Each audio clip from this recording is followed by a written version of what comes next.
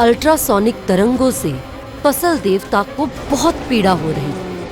मुझे और इस गांव को अकेला छोड़ दे मानव, वरना तेरा हश्र अच्छा नहीं होगा। तुम्हें मेरे साथ आना होगा। अब ये तुम्हारे ऊपर है कि तुम अपनी मर्जी से आते हो या मेरी। फसल देवता ने जमीन पर बैठे हुए ही अपने हाथ बांधे। पलक झपकते ही वो हवा में तैर रहा था। अंगद ने उसकी ओर बंदूक तान रखी थी, लेकिन अचानक फसल देवता हवा में ऊपर उड़ा और अपने मुंह से आग का बहुत भयानक गुबार छोड़ा। अंगद का वो खास यंत्र जलने लगा था। शिट!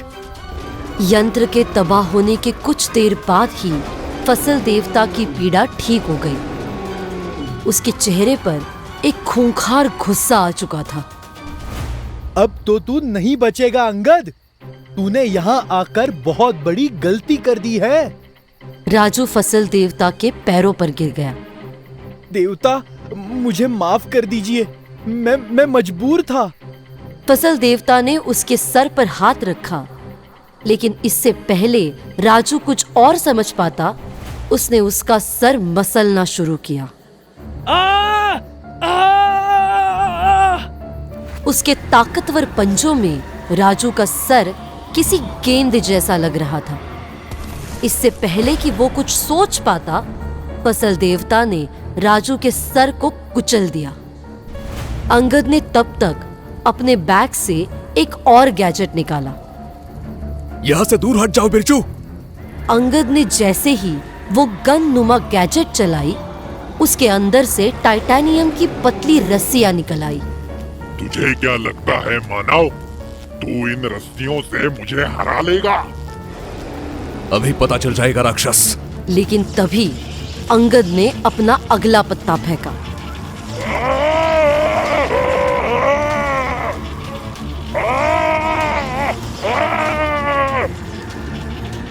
वो गुस्से में उसी जाली के अंदर छटपटा रहा था। ये कोई आम रस्सियां नहीं थी, बेहद मजबूत ऐसी रस्सियां जिनके अंदर से हाई वोल्टेज इलेक्ट्रिक चार्ज दौड़ रहा था। अंगद ने अपने बैग से एक रडार निकाला और उसे चालू किया। मेरे साथी तुझे यहाँ से ले जाने के लिए आने ही वाले होंगे। फसल देवता, आज के बाद तू कभी खेंदा गांव की फसल बर्बाद नहीं कर पाएगा और ना ही किसी निर्दोष की जान ले पाएगा। तभी एक आवाज से चौंक कर अंगद और बिरजू ने अंधेरे जंगल की ओर देखा। इतनी भी क्या जल्दी है अंगद? तुम यहाँ क्या कर रहे हो धीरज? यही सवाल मैं तुमसे पूछ सकता हूँ बिरजू, कि तुम दोनों यहाँ क्या कर रहे हो? मेरे हाथों मार खाकर तुझे इतना तो पता चल गया होगा कि मैं कितना सरफिरा आदमी हूँ। मुझे अपना काम करने दे, वरना तुझे जान से हाथ धोना पड़ेगा। धीरज, अभी से अभी अपने भाड़े के टट्टुओं को लेकर यहाँ से फरार हो जा। जब से तुझ पर नजर पड़ी थी, मैं जान गया था कि तू मेरा प्लान चौपट करने आएगा, इसीलिए तुझे जेल में बंद करवाया। लेकिन तेरी पहुंच बहुत ऊपर है, तभी घंटे भर में छूट गया। लेकिन कहते हैं ना, जो होता है अच्छे के लिए ही होता है। और देखो, तुमने मेरा शिकार पकड़ लिया। फसल देवता का खौफ सिर्फ इस गांव नहीं, दूसरे गांव के जंगलों में भी फैलेगा।